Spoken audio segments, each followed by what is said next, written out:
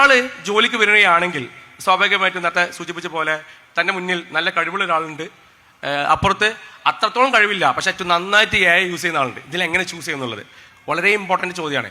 കാരണം ഒരു ഒരു ബിസിനസ് സംവിധാനത്തെ സംബന്ധിച്ചിടത്തോളം ഇമ്പോർട്ടൻ്റ് ആയ പല പേഴ്സ്പെക്റ്റീവ്സ് ഉണ്ട്. AI അറിയുന്ന ആളെക്കുറിച്ച് പറയാനുള്ളത് അവൻ സ്മാർട്ടർ ആയിരിക്കും, ഫാസ്റ്റർ ആയിരിക്കും, മോർ ഇൻഡിപെൻഡൻ്റ് ആയിരിക്കും എന്ന് പറയാം. കാരണം AI യൂസ് ചെയ്യുന്ന ആളുകൾ എന്ന് വെച്ചിട്ടുണ്ടെങ്കിൽ ഏറ്റവും സിംപിളസ്റ്റ് ആയിട്ട്, നമ്മൾ പറയാറുണ്ട് ഷോർട്ട് കട്ടുകൾ ഏറ്റവും നന്നായിട്ട് യൂസ് ചെയ്യുന്ന ആളുകൾക്ക് ആണ് ചില പണികൾ കൊടുത്താൽ ഏറ്റവും നല്ല സൊല്യൂഷൻ കിട്ടുന്നത്. എല്ലാം ഭയങ്കര സിസ്റ്റമാറ്റിക്കായി ചെയ്യുന്നതിനേക്കാൾ ചിലപ്പോൾ ഷോർട്ട് കട്ടുകൾ ഉപയോഗിക്കുന്നുണ്ട്. അവർ സ്മാർട്ടർ ആയിട്ടുള്ള ആളുകളെന്ന് പറയും.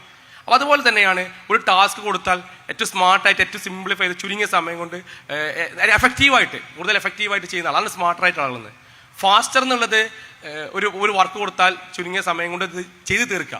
ഒരു വലിയൊരു കുറിപ്പ് ചെയ്ത് ഉണ്ടാക്കണം. ഒരു സ്ഥാപനത്തിന് ഒരു എഡ്യൂക്കേഷൻ സ്ഥാപനമാണ്, വിദ്യാഭ്യാസ സ്ഥാപനമാണ്, അവർക്കൊരു റിപ്പോർട്ട് കൊടുക്കണം. ആ റിപ്പോർട്ട് കൊടുക്കണമെന്നുണ്ടെങ്കിൽ എഴുതി ഉണ്ടാക്കുക, അതിൻ്റെ എല്ലാ കണ്ടന്റുകളും എഴുതി അതിൻ്റെ പ്രാസമൊപ്പിച്ച് എഴുതി പോവുക എന്നുള്ളത് ഒരു ടാസ്ക് തന്നെയാണ്. അത് എഴുതാൻ അറിയാന്നുള്ളത് അത് കുറേ സമയം എടുക്കുന്ന ഒരു കാര്യമായിരിക്കും. പക്ഷെ ഒരു AI ടൂൾ ഉപയോഗിക്കുന്ന ആൾ, ഫോർ എക്സാമ്പിൾ ChatGPT പോലത്തെ ടൂൾ ഉപയോഗിക്കുന്ന ആൾ ഒരു 4-5 വരി ജസ്റ്റ് ടൈപ്പ് ചെയ്യുന്നതിലൂടെ എന്താണോ ആവശ്യമുള്ളത് അത് എത്ര ലെങ്തി ആയിട്ടുള്ള ഒരു റിപ്പോർട്ടായെങ്കിലും ചുരുങ്ങിയ സമയം കൊണ്ട് ഉണ്ടാക്കാൻ സാധിക്കും. അപ്പോൾ സിമ്പിളാണ്. ഒരു ഇൻ്റർവ്യൂവറെ സംബന്ധിച്ചിടത്തോളം അവിടെ നോക്കൽ ഏറ്റവും ചുരുങ്ങിയ സമയം കൊണ്ട് ഏറ്റവും നന്നായിട്ട് വർക്ക് ചെയ്യുന്ന ആളെ ആണ് എടുക്കുക. അപ്പോൾ അവിടെ AI പഠിച്ച ആൾ, AIൻ്റെ ടൂളുകൾ യൂസ് ചെയ്യുന്ന ആളുകൾക്ക് പ്രിഫറൻസുകൾ കൂടാൻ സാധ്യത വളരെ കൂടുതൽ. അങ്ങനെ തന്നെയാണ് ഇപ്പോൾ ഇൻ്റർവ്യൂസ് നടക്കുന്നത്. അതുപോലെ തന്നെ മോർ ഇൻഡിപെൻഡൻ്റ് ആയിട്ടുള്ള കാരണം ഒരു വർക്ക് ഇന്ന് AI ടൂളുകൾ തന്നെ വ്യത്യസ്തങ്ങളായ ടൂളുകളുണ്ട്. അതിൽ ഇപ്പോൾ ഒരു കണ്ടന്റ് ക്രിയേഷൻ എന്നുള്ളത്, നമുക്കൊരു പോസ്റ്റർ ക്രിയേറ്റ് ചെയ്യണം. ഞാൻ വളരെ ബേസിക്കായിട്ട് പറയുകയാണെങ്കിൽ നമ്മളൊരു സ്ഥാപനത്തിന് ഒരു പോസ്റ്റർ ക്രിയേറ്റ് ചെയ്യണം.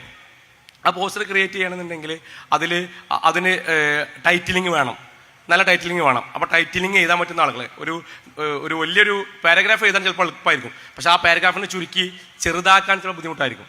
അപ്പോൾ ആ കണ്ടന്റ് ഡെവലപ്മെൻറ്റ് വ്യത്യസ്തങ്ങളായ കണ്ടന്റുകൾ അവിടെ വരുന്നുണ്ട്.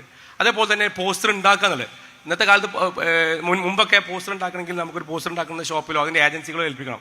പക്ഷേ ഇന്ന് നമ്മൾ എന്ത് ടൈപ്പ് പോസ്റ്ററാണ് വേണ്ടതെന്ന് വെച്ചിട്ടുണ്ടെങ്കിൽ അതിന് കണ്ടന്റ് കൊടുത്താൽ വിത്തിൻ സെക്കൻഡ്സ് പോസ്റ്റർ കിട്ടും. അപ്പോൾ ആ നിലയ്ക്ക് വ്യത്യസ്തങ്ങളായിട്ടുള്ള ടൂളുകൾ യൂസ് ചെയ്യുന്ന ആളുകളുണ്ടെങ്കിൽ ഒബ്വിയസ്ലി വേറൊരാളെ ഡിപ്പെൻഡ് ചെയ്യാതെ, വേറെ ഏജൻസിയെ ഡിപ്പെൻഡ് ചെയ്യാതെ നമുക്ക് കാര്യങ്ങൾ ക്രിയേറ്റ് ചെയ്യാൻ പറ്റും. അതേപോലെ തന്നെ പ്രസൻറ്റേഷൻസുമായി ബന്ധപ്പെട്ട കാര്യങ്ങൾ, ഒരു പവർ പോയിന്റ് പ്രസൻറ്റേഷൻ ഇവിടെ പിന്നെ യുവാക്കളായിട്ടുള്ള ആളുകളൊക്കെ കൂടുതൽ യൂസ് ചെയ്യപ്പെടുന്ന സംവിധാനമാണ് പവർ പോയിന്റ് പ്രസൻറ്റേഷനൊക്കെ. ഇതൊക്കെ എത്രയോ മണിക്കൂറുകൾ വെച്ച് ക്രിയേറ്റ് ചെയ്യുന്ന സംഭവങ്ങൾ ജസ്റ്റ് ഒരു ക്ലിക്കിലൂടെ കൊടുക്കുന്നതിലൂടെ നമുക്ക് കണ്ടന്റുകൾ കിട്ടും. അപ്പോൾ അങ്ങനെ ഇതൊക്കെ അറിയുന്നതിലൂടെ അവരുടെ ഏത് സംവിധാനത്തിനെയും കാര്യങ്ങൾ മുന്നോട്ട് പോകാൻ വളരെ ഉപകരിക്കും. അത് യഥാർത്ഥത്തിൽ ഒരാൾ ഇൻ്റർവ്യൂ ചെയ്യുമ്പോൾ വളരെ ഇമ്പോർട്ടൻ്റ് ആയിട്ട് നോക്കുന്നുണ്ട്. അപ്പോൾ പുതിയ തലമുറയിലുള്ള ആളുകൾ അല്ലെങ്കിൽ ഇൻ്റർവ്യൂ മേഖലയിലേക്ക് പോകുന്ന ആളുകൾ തീർച്ചയായും അതിൻ്റെ ബേസിക് കാര്യങ്ങൾ